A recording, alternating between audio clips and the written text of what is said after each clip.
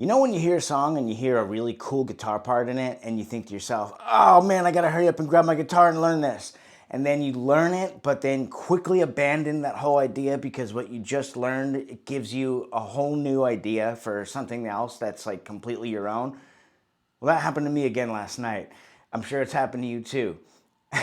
I was listening to Waylon Jenning's version of Honky Tonk Heroes. It's originally by Billy Joe Shaver.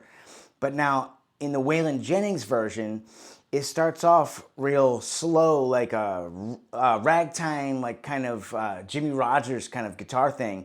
And then there's a part in the beginning, like towards the end of the beginning, where it like really starts to pick up and turns into what Waylon Jennings sounds like. Right at that end of the beginning part, where it just starts to pick up, there's one guitar lick that lasts about 3 seconds, and so that's what I took. And I was just gonna learn the song as it is, but then it gave me this whole new idea. I turned down the drop D tuning, and now here we are. So let's check this out. We're gonna learn it. The thing that I wrote, not the Waylon Jennings thing. Let's try it.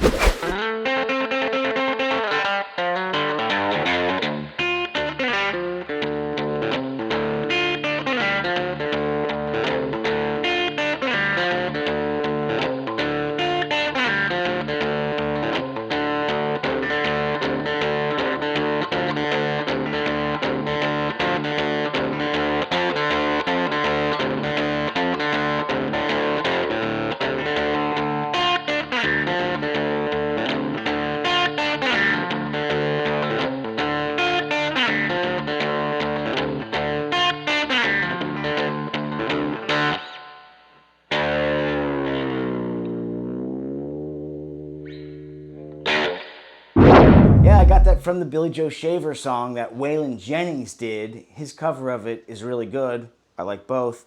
But like I was saying, it's only a guitar lick that lasts about like 3 seconds maybe, right when the song starts to pick up. And it's not even like, it doesn't even have a dead thumb going like we were doing. Now, in order to do this, since it's in the key of D, as in dog, I took our low E string and I tuned it down all the way down to D.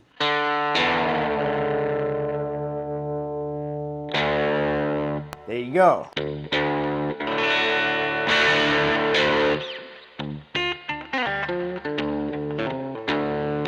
And that's that. Now, I think it might actually be easier for you to hear what I'm doing if I use an acoustic guitar.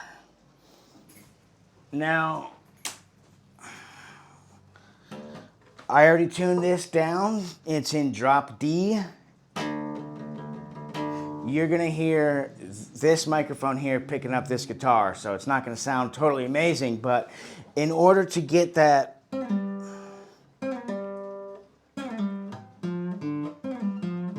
you'll hear that way more pronounced if I do it on an acoustic. So watch this.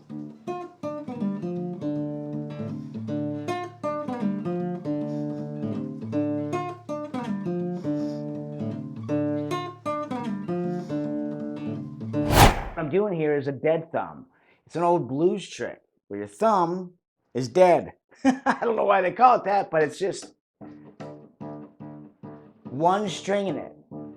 Or you could strum through a little bit. Although what it's not is Travis picking, is a slightly different thing than Travis picking, whereas Travis picking, you're alternating strings with your thumb. On this, it's just one string in it. 1, 2, 3, 4. 1, 2, 3, 4. And so we're plucking along on our low D, and what I'm doing here is it's on the beat where I strike this, the F here. 1, 2, 3, 4, 1, 2, 3, 4, 1, 2, 3, 4, 1, 2, 3, 4, 1, 2, 3, 4, 1, 2, 3, 4, 1, 2, 3, 4, 1, 2, 3, 4, 1, 2, 3, 4, 1, 2, 3, 4. So our F note comes in on the 2. This is 1, 2, 3, all at the same time. The 1 is all by itself. 1, 2, 3. So what I'm doing here is I'm getting 3 notes out of it. All right. So I'm grabbing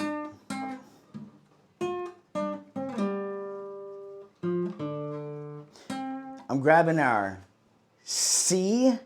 Our C, is it this way, this way? It'll be this one. I'm grabbing our C, and I'm sliding it. I'm kind of sliding to fret 3, although I'm really wanting to get the sound from fret 2, our A. Although you're not really hearing it. And then, whoops.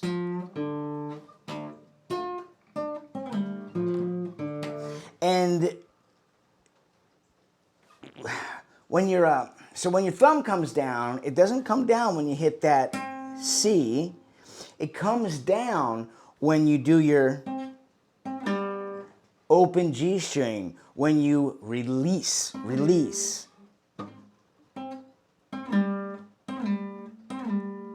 And I'm kind of sliding from here, our C, fret number 5. I don't have the dots on this guitar. Fret number 5, down to 2, and then I'm getting the open G string. And when you get that open G string is when you come down. So I'm grabbing the F here. 1, 2, 3, 4. The open G string is number 4. And your thumb comes down.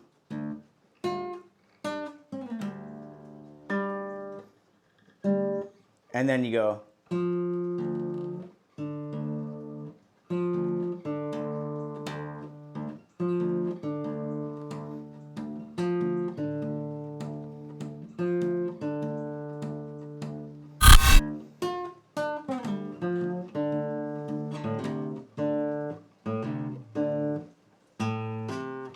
So I'm doing a hammer-on my A string. And when I hammer onto that 3, the C, so my thumb comes down at the same time. And then I strike the 2 Ds.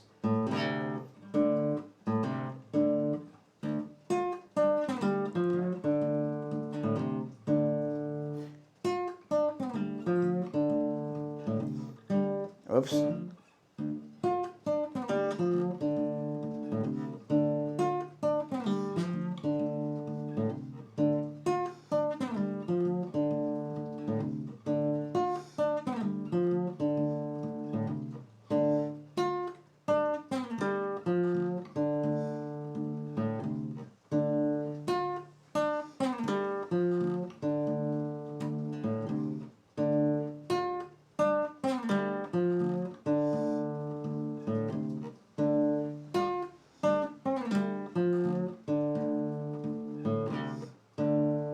And then after that, I'm going kind of like, it's just a groove.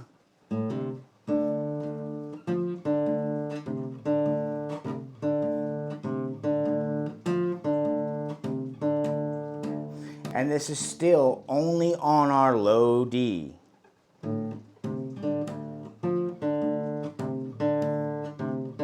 And I'm just doing, it's like,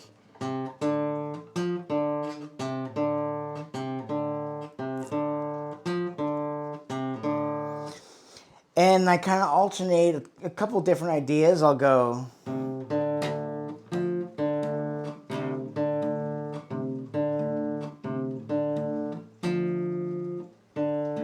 Right here. Sometimes I double up that the F note, because anything I do on our D string here is the exact same thing as this string, since they're just octaves of each other. So if I push down fret 3 of this, I can get its octave on the same fret of that string. So I could go right here,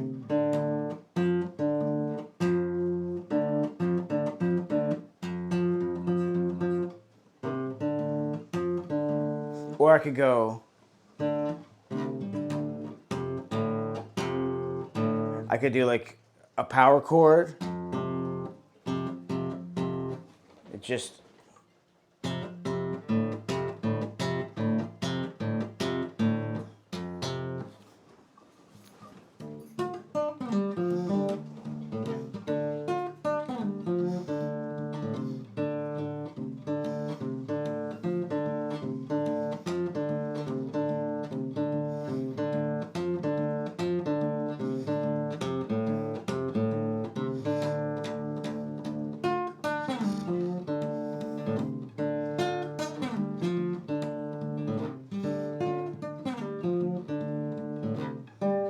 oops.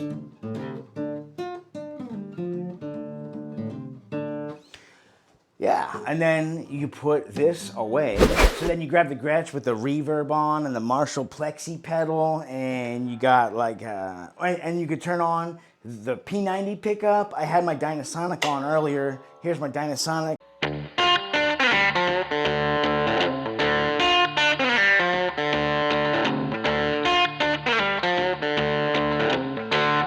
Here's my P90.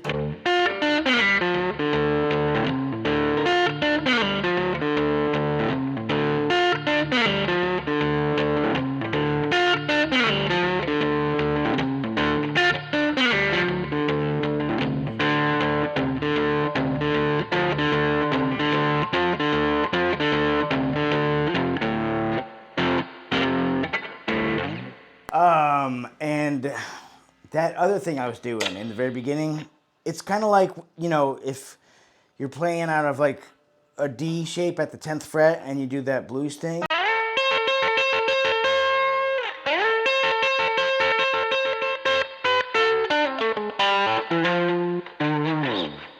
Well, here, same thing here. It's just an octave down, an octave lower.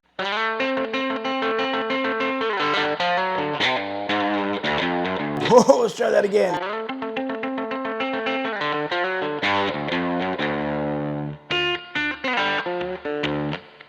But it'd be like, it's like that blues thing.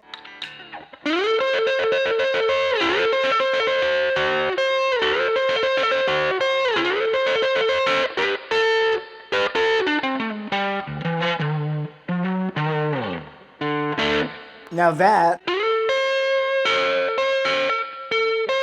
is the same as this, just an octave down.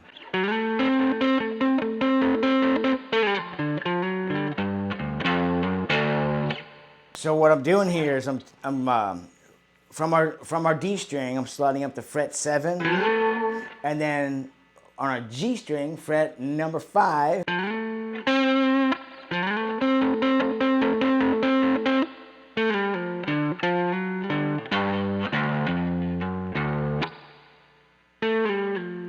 It's 7-5-3 on our D string. And then 3-4 on our D.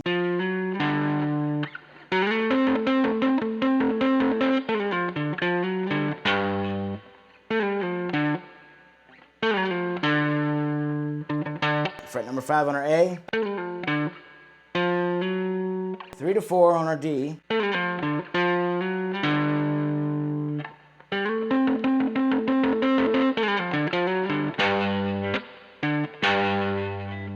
Fret number 5 on our lowest string.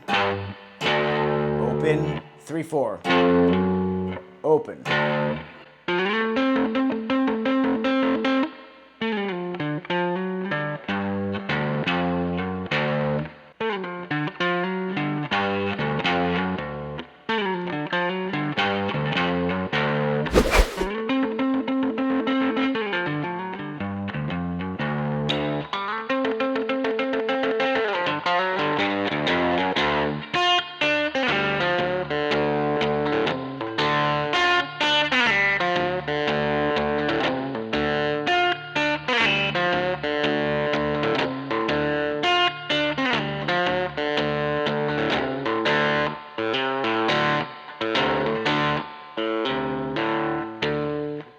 And sometimes I give that a pull off right here.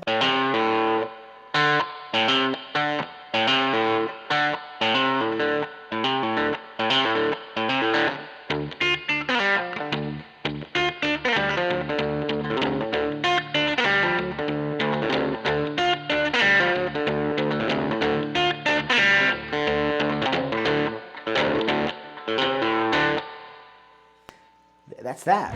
And you could probably turn the reverb really high up. I mean, not like crazy high, but higher. It would sound kind of swampy maybe. Let's see.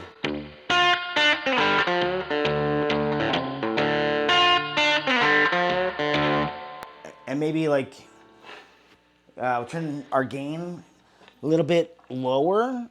Let's see. Give it some space.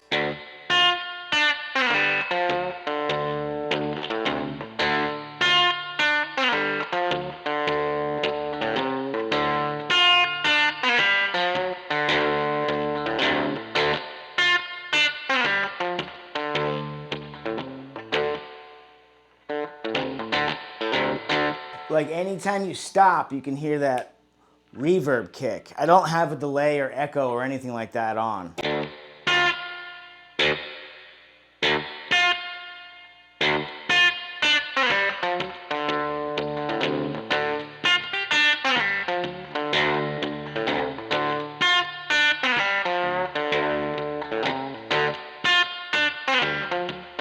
can really hear that on their high strings. So if you give it a snap like. Now I'm over accentuating that, you know, but you get the idea.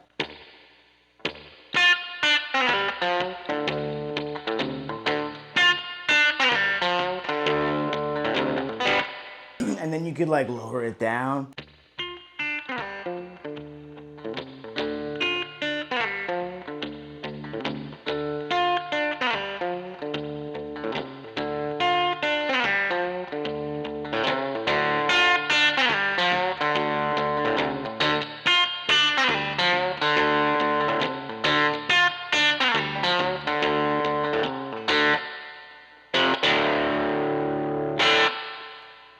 That's that. I think that's pretty awesome just because I do. That's going to be it for today. But, I wanted to say, you know, I think it's really interesting what happened to me last night, because it's happened to me so many times throughout the course of my life where it's like I'm listening to a piece of music and then a part of that piece will catch my ear. In this case, it was the guitar part. And it was just one small, tiny little, like 3-second snippet of when the song picks up. And since I was at home and my guitar was right there, I was like, I hurry up and I jumped up and I grabbed my guitar. I was like, I gotta learn this, I gotta learn this. It was like, at the time, it was really important to me that I learned how to play that because I just had to. It's just how I'm wired. I've always been that way. So I had to learn this. And then almost immediately after I realized what he was doing, like, oh man, like my brain like completely switched gears. Now all of a sudden I hear something else in my brain that I can use for myself that can be completely different than, like, from me learning someone else's song. It's now becoming, now I'm writing, right? And my brain almost immediately went to, I need to put a rhythm in that. And I was like, it's key of D. I can't do anything with that. I gotta lower the string a whole step. I don't ever switch tunings. I don't ever change my tunings. I always play in standard tuning. So for me to drop a string is a pretty big deal. I don't ever do that. So I dropped my low E string to a D, as in dog. Now I got this really powerful sound. And I was like, okay. Oh, it sounds nasty.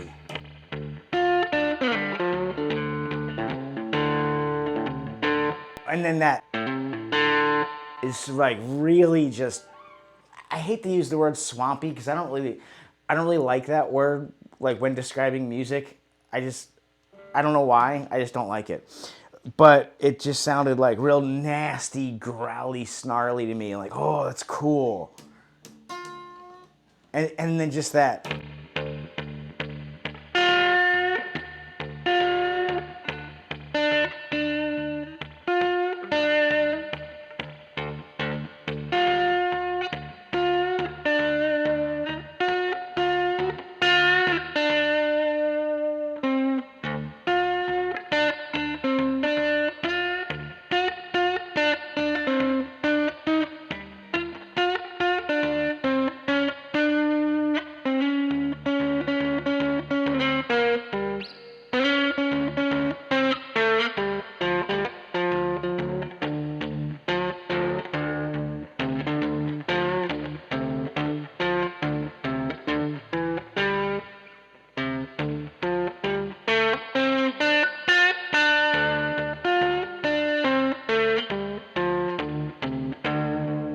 I'm just playing a D minor pentatonic scale.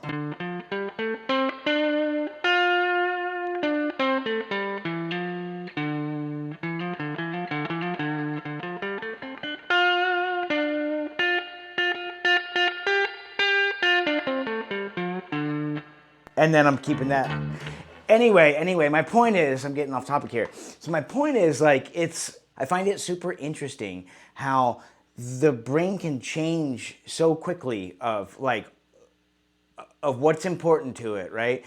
Like, because when I started off, it was really important to me that I learned that guitar lick, which I did, but then almost immediately I just like completely abandoned that learning someone else's song. I didn't care about that anymore. I'm now in like creative mode, my writing mode.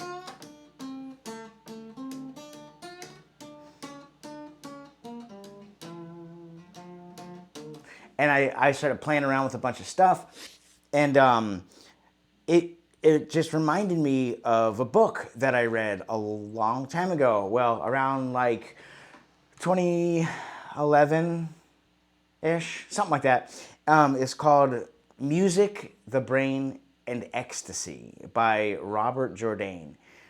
I'll put it right there. You have to read this book. It is one of, if not the best book I've ever read in my life. It opened up new concepts for me, and then what it also did was it helped to define concepts that I had in my brain, but I couldn't articulate. Stuff that was kind of swirling around up there all my life, but then someone else, they figured it out and then explained it to me as I'm like reading this book, right?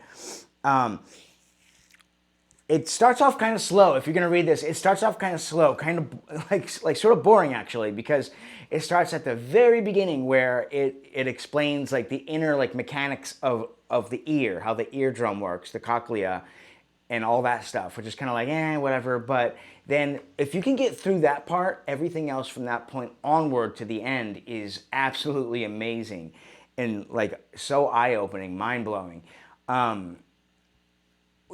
Something that stood out to me in the book, and this is a little off topic from our lesson here, but I thought it was like really interesting because at the time I was in a guitar phase where I was trying to play like super fast, like super technical stuff.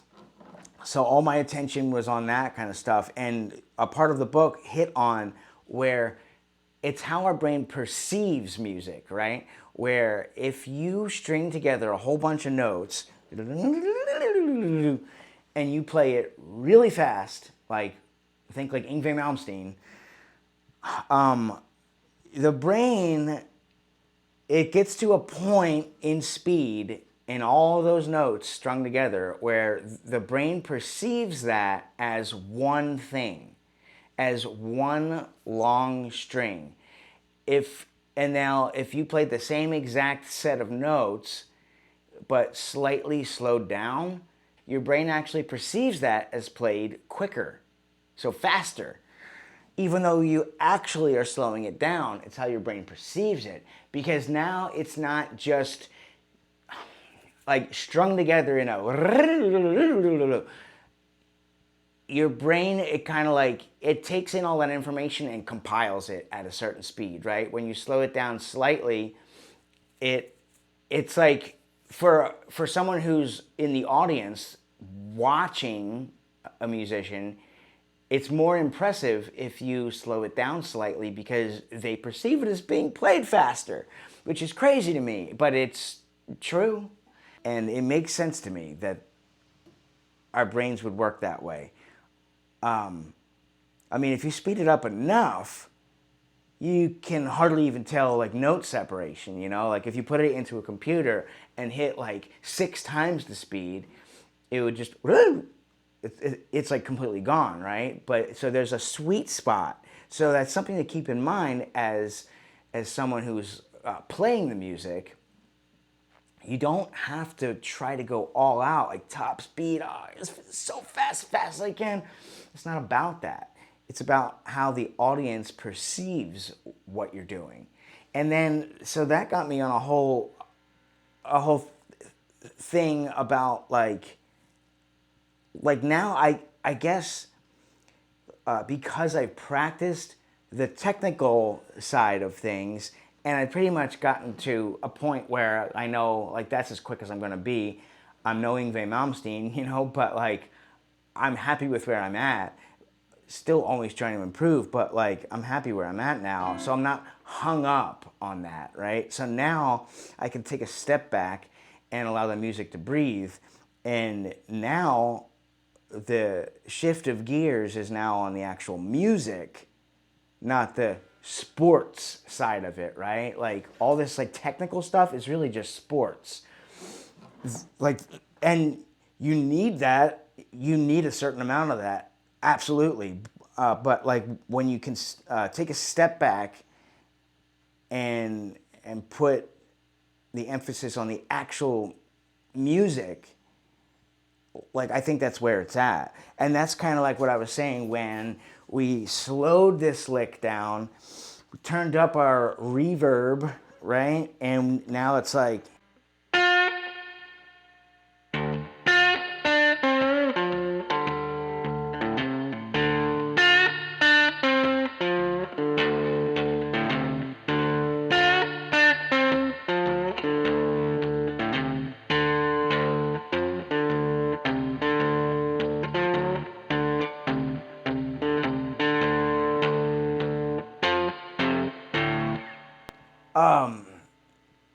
it's like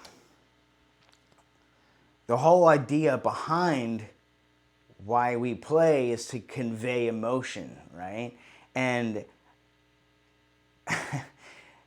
there's that argument like between shredders and like, I guess like the bendy guys, right?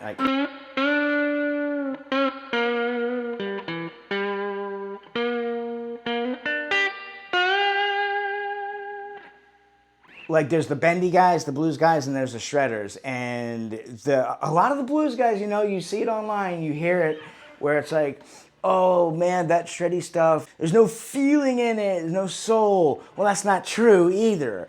You can have a lot of feeling in shreddy Yngwie Malmsteen stuff.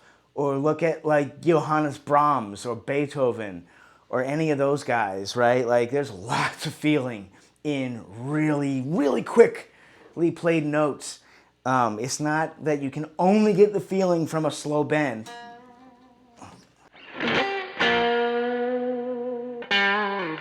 That's not the only way to get feeling. No. But it is about how you present it, how it comes across, right? And that's the whole idea. That's why we do this. So you can experiment with just one lick like all day and play it in different ways. You could grab an acoustic guitar and play it on that. It's a totally different feel. You can slow it down slightly, turn up the reverb.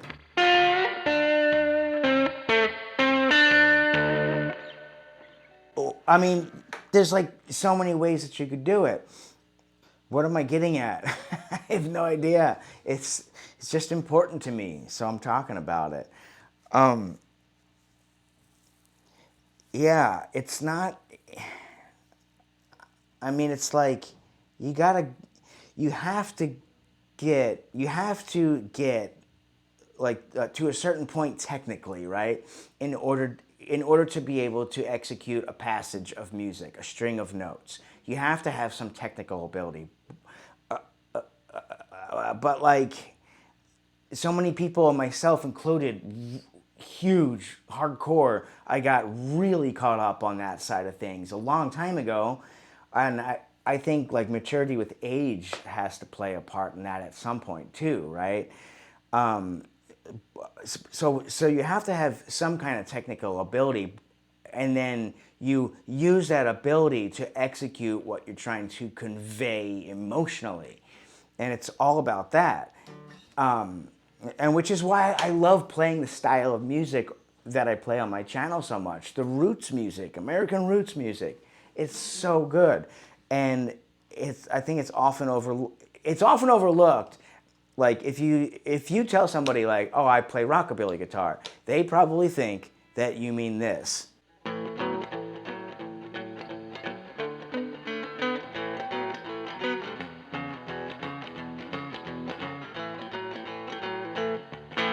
When there's so much more than that, you know?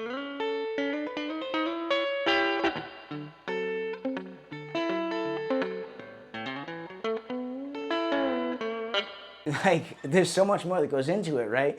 Or like some fingerstyle blues, right?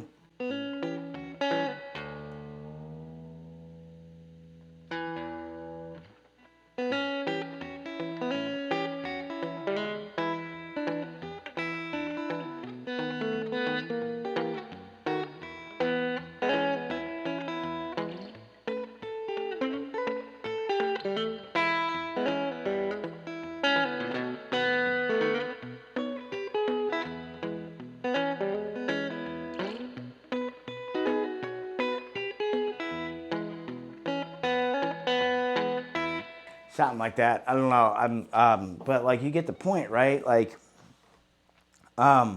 it allows so much of your technical ability that you've probably already practiced. And I'm talking like from my own experience, right?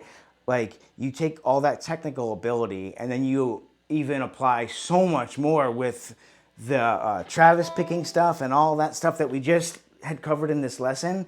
You add that on top of the shreddy stuff, and man, and you now have a style of music, American roots music, that one allows the music to breathe, and you can apply the technical stuff into it. And now you have also this style of music that really conveys a ton of emotion in so many different ways. And I don't know, I think that's just why this is my ultimate like style of music to play. I love it. It's my number one favorite.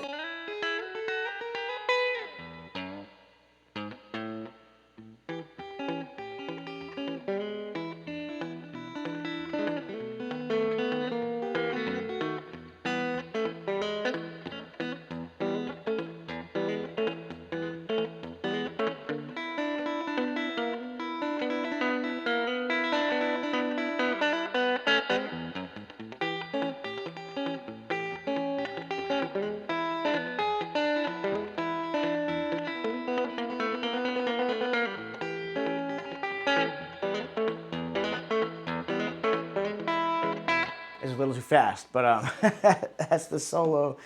That's a different thing. Something I wrote, sort of. What am I saying? And then you have.